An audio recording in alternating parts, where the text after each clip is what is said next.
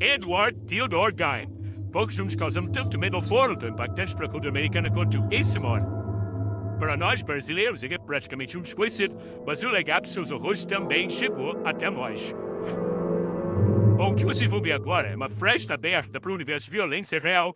Esse vídeo não é recomendado para pessoas de coração fraco ou menores de idade. Não é ficção, mas cinema, é um caso real, assustador. Eu acho que testou justamente a polícia e de toda uma sociedade inteira. A gente vai agora testemunhar um pequeno pedaço da vida de Ed Gein, o assassino que roubava a pele das suas vítimas. A melhor forma de retratar a trajetória de um monstro, explorar o seu lado humano, as suas fraquezas. Acho que não. Ed Gein terrorizou uma comunidade, violou as memórias de dezenas de pessoas, tirou a vida de pelo menos 2 vítimas inocentes. Ele nasceu humano, mas era um monstro. Décadas depois dos crimes dele, o túmulo dele ainda recebe a visita de fãs. Como que isso é possível? Não, a gente não vai entrar na mente do Ed Gein. Como só sobre que você não deve olhar diretamente, entende? A gente vai mostrar aqui o ponto de vista do xerife que capturou o Ed Gein. Mais perto que a gente vai chegar da mente do Ed Gein é a trajetória da mãe dele. A mulher que pode ser transformada numa criança em psicopata incorrigível. Esse vai ser o nosso caminho, ok? Então vai ser o caso real de Ed Gein. What kind of a man did you know him as? Well, a nice man, just like anybody else. Tudo tem um limite. O xerife Art Shelley encontrou o limite dele em novembro de 1957. Ele tinha só 32 anos, mas ele já tinha visto mais horrores que a maioria dos policiais ia ver durante uma vida inteira de trabalho. E ali, Art Shelley encontrou o limite dele. Ele pegou a cabeça dos suspeitos durante o interrogatório com toda a repulsa no mundo. Naquele momento, Art Shelley ignorou o distintivo, ignorou o juramento dele, ignorou as leis. Ele pegou a cabeça do suspeito e bateu contra a parede. Ele bateu a cara do suspeito contra a parede de tijolos. Uma vez, 2 vezes, 3 vezes, a adrenalina baixar. Naquele momento, ele não viu outra reação humanamente possível. O suspeito tinha confessado tudo. Art Shelley não aguentou a confissão, ele não aguentou as risadas do suspeito. Ele lembrou de tudo que ele tinha feito antes. E ele agiu, olha, falta muito pouco para o Cassis Serrari mesmo na sala de interrogatório. A confissão acabou anulada por brutalidade policial. Mas ok, pra gente entender a reação do xerife Art Shelley, a gente vai ter que recuar no tempo. Recuar muito, recuar décadas e conhecer a história de uma descendente imigrante chamada Augusta Wilhelmine. Augusta nasceu em 1878 como Augusta Wilhelmine Lerck. Apesar desse nome, ela nasceu às margens do rio Mississippi, no estado norte-americano de Wisconsin. Ela era uma entre 8 irmãs, filhos de imigrantes alemães que tinham fugido da perseguição religiosa na antiga Prússia. Ela e a família faziam parte de um segmento muito antigo da igreja luterana, um segmento profundamente radical. Para esse segmento, cada pensamento humano e cada ação humana está impregnada de pecados e motivos pecaminosos. Para aquela família e outros que acreditavam na mesma interpretação da Bíblia, a humanidade inteira merecia a danação eterna no inferno. Augusta foi criada nesse ambiente, mas se casou aos 22 anos com um carpinteiro, caçador e profissional do couro chamado George Philip Gein. George também era descendente de imigrantes alemães, é justamente por isso que ele carregava esse sobrenome tão estranho para os padrões americanos. Esse sobrenome foi passado por Augusta, que passou a ser chamada de Augusta Gein. Ela se arrependeu do casamento quase instantaneamente. George não seguia os mesmos princípios religiosos. Mais do que isso, George era alcoólatra, ainda assim Augusta não podia se divorciar do marido pelos mesmos princípios que ela seguia. O que Deus juntou, ela não podia separar. Augusta então se dedicou aos filhos. Primeiro veio o Harry, depois veio o Edward. Augusta vendeu a mercearia na cidade para comprar um pequeno sítio afastado, onde ela poderia criar os filhos longe da influência das tentações mundanas. Foi um erro. Augusta ensinou aos filhos que todas as mulheres eram pecadoras, exceto ela mesma. Todas as outras seriam um instrumento do demônio para corromper o coração dos homens. Ela explicou que a maldade faz parte do ser humano e muda no lugar de moralidade. As crianças frequentavam a escola, mas voltavam para casa e recebiam a mais dura das educações. Augusta ria para os filhos só as partes selecionadas do Velho Testamento sobre morte, assassinato e o castigo divino. Harry, o filho mais velho, transparente intacto. Edward, o sensível, frágil e tímido filho mais novo, não conseguiu escapar. Os dois eram proibidos de fazer amizades no colégio. Augusto insistia que todos os outros alunos vinham de famílias corrompidas pelo pecado. Qualquer desvio do caminho para o Harry e Edward era motivo para castigo. As pessoas que estudavam com Edward lembram do jovem seguro, um jovem que ria pelos cantos sem motivo aparente. Edward acabou desenvolvendo uma obsessão pela mãe, seu único abrigo, seu único conforto, seu único modelo de adulto. Forasteiros não eram bem-vindos no sítio. Amigos eram impossíveis. O próprio irmão dele isolava ele. O pai era um alcoólatra. Aí, em 1940, George Gein, o pai, morreu aos 66 anos, deixando a esposa e os filhos desamparados. Edward e Harry precisaram aceitar qualquer tipo de trabalho na vizinhança para ajudar a sustentar a mãe. Augusta continuou doutrinando Edward. Ela disse pro filho que ele deveria permanecer leal a ela para sempre. A única forma dele manter essa lealdade seria permanecendo virgem. Sexo era pecado e abriria as portas de inferno para ele. Harry, o filho mais velho, tentou seguir o próprio caminho. Ele se apaixonou por uma viúva que vivia próximo. Ele planejava largar a casa e viver com a mulher. Harry buscava também afastar o irmão Edward das garras da mãe. O Harry conseguia enxergar que a devoção da mãe não era saudável, que aquilo que a mãe ensinava não podia ser a vontade de Deus. Harry não conseguiu convencer Edward de nada. A conexão entre Edward e Augusta era algo que iria permanecer para sempre. Pro bem, principalmente pro mal. Infelizmente, Harry não percebeu o perigo. Ninguém percebeu o perigo. Harry Guy morreu vítima de um incêndio em 1944, 4 anos depois da morte do pai. As circunstâncias desse incêndio nunca foram esclarecidas. Na época, o Edward alegou que ele e o irmão estavam fazendo uma queimada no mato dentro da propriedade e perderam o controle da situação. As chamas se espalharam e os bombeiros foram acionados. Foi só quando o incêndio foi apagado que o Edward relatou que o irmão tinha sumido. As buscas foram conduzidas durante a noite e o corpo do Harry foi encontrado de bruços com o rosto virado para o chão. Ele não tinha sinais de queimadura, mas o Harry trazia marcas de impacto na cabeça. A polícia descartou a possibilidade de assassinato. No registro, Harry Guy consta como morto por asfixia por inalação de fumaça. Nenhuma autópsia foi realizada. Ninguém percebeu o perigo. Ninguém percebeu que o Caim tinha matado Abel. Bom, Augusto então tinha perdido o marido e um filho, mas ela ainda tinha Edward, né? O eterno Ed dela, o devotado filho Ed. Bom, Augusto sofreu um derrame no mesmo ano que o Harry faleceu. Quem estava lá para cuidar dela? O Ed. Augusta ainda deixaria uma última herança para o Ed, antes do fim, em 1945, confinado numa cadeira de rodas. A antes poderosa Augusta Guy ainda tinha força para um último exemplo, para um último legado de ódio e horror. O caso aconteceu quando Augusta e Ed foram visitar um fazendeiro chamado Smith, que vivia ali perto. Eles foram para comprar palha. Augusta viu Smith espancando um cachorro. Uma mulher saiu da casa do Smith e ordenou que parasse com a violência. Smith não escutou e espancou o animal até a morte. Augusta Guy ficou chocado, né? Não com a violência, não com a covardia, não com o estilo do animal. Augusta Guy ficou chocado com a mulher. Smith não era casado. Se tinha uma mulher dentro da casa do Smith, isso só podia significar que o vizinho estava enfermo. Pecado, Augusta então ordenou que o filho nunca mais fizesse negócio com o Smith ou com aquela que ela chamou de empatia.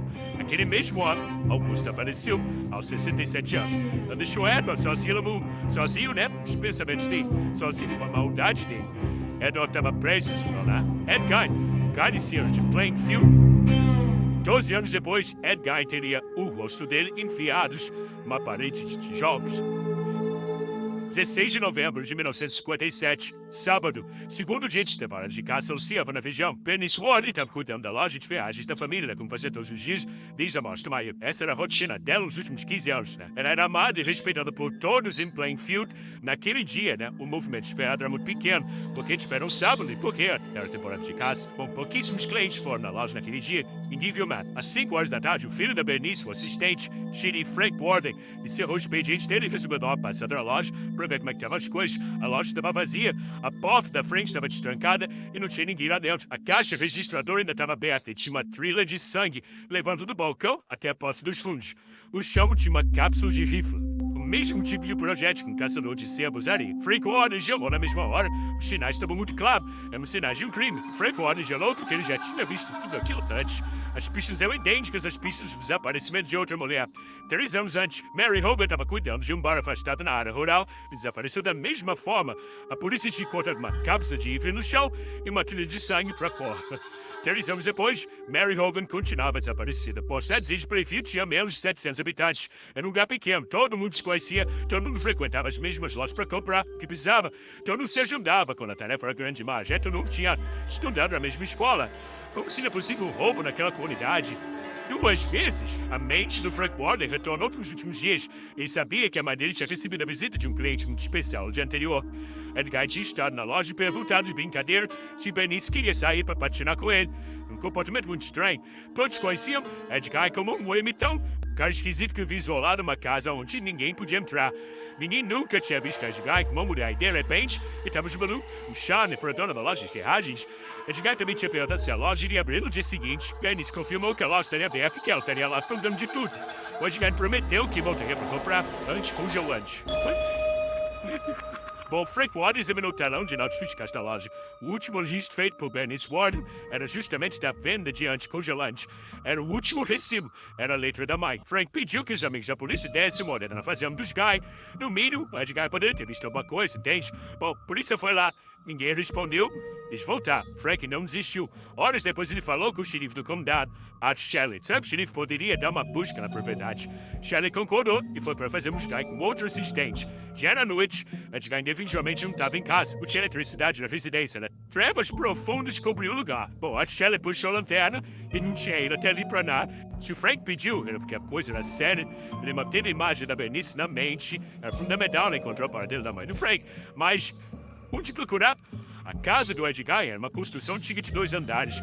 Ao lado da casa tinha uma espécie de anexo de madeira. Do lado desse anexo tinha o que se chama de cozinha de verão. O espaço por forno a lenha para cozinhar nos dias quentes. A Shelley escolheu começar justamente por ali. Ele teve ter destino. A porta estava aberta. Shelley e os assistentes ligaram as lanternas e foram surpreendidos. Tinham pendurado por gancho no teto. Era a carcaça de um servo recém-abatido, mas não era. Era a carcaça de uma pessoa pendurada pelas pernas. Era a carcaça de uma pessoa decapitada, vestida com a pele de um servo. Era a carcaça de Bernice Ward. A Shelley saiu imediatamente do local e vomitou tudo que podia no chão da fazenda. Aquilo era só o começo de uma noite que marcaria o xerife até o final dos dias dele. O xerife reuniu coragem e voltou. Naquela mesma cozinha, eles encontraram a cabeça da Bernice, o saco de pano. Os órgãos dela tinham sido removidos e guardados num balde. Numa janela, dentro do forno a lenha, a polícia encontrou o coração da Bernice. Ela tinha sido abatida a tiros e tratada como animal. A perícia da cidade de Madison foi acionada naquela mesma noite. Eles seriam muito mais preparados para esse tipo de caso, Policiais de vários condados vizinhos foram chamados para as suas tarefas: localizar o Edgar e revisitar o resto da casa. Um gerador portátil foi levado até o local. Vários holofotes foram instalados para iluminar todos os 9 cômodos da residência do Edgar. Tinha pilhas de lixo, tinha garrafas, jornais velhos, ferramentas. Mas, infelizmente, não era só isso. O que a polícia encontrou naquela casa foi uma cena apavorante, grotesca e real. A casa enganava, parecia um lar, mas era uma filial do inferno. Em cima da mesa da cozinha da casa principal, tinha o que parecia ser um simples prato de sopa. Não era, era a parte de cima de um crânio humano. 2 crânios foram encontrados sem rinos de enfeite na cabeceira da cama do Edgar. Pouco a pouco a polícia foi identificando. Toda a mobília da casa continha partes humanas. Edgar tinha herdado do pai a habilidade de trabalhar com a carpintaria e trabalhar com couro. A polícia achou cadeiras inteiras, feitas com ossos ou com estofamento feito de pele humana. E não parou por aí. Abajures, uma lixeira, mesas, tudo era feito inteiramente com restos humanos ou usando restos humanos como decoração. Braços, pernas, cabeças, mamilos, vaginas, narizes, lábios, unhas, nada era desperdiçado por Edgar. A movimentação caiu em preço. A polícia fez um cordão de isolamento em volta da casa do assassino. How long have you known Mr. 7 years. What kind of a man did you know him as? Well, a man, he's a nice man, just like anybody else. Os jornalistas já sabiam que o corpo da Bernice Warden tinha sido encontrado, mas não entendiam por que tantos policiais e não entendiam por que a expressão dos rostos deles eram tão assustadas. Bom, foi a Sharon que entregou a única declaração que era possível fazer naquela noite. O xerife falou, abre aspas, é simplesmente horrível demais, é horrível além do possível. O número de vítimas não podia ser calculado. Todas mulheres. Pode parecer não ter fim numa caixa dentro de um dos quartos. A polícia encontrou o crânio, a Mary Hogan, que tinha desaparecido 3 anos antes. Um saco de papel, a polícia encontrou o rosto da Mary Hogan. Edgar tinha arrancado o rosto da mulher e costurado em forma de máscara. A polícia também encontrou uma roupa inteira feita de peles de outras mulheres. Um cinto tinha sido feito com 8 mamilos femininos. Edgar foi localizado. Ele estava jantando na casa de um vizinho, como se nada tivesse acontecido. E foi preso e algemado pessoalmente por Art Shelley. Em várias das fotos divulgadas desse momento, Edgar está rindo.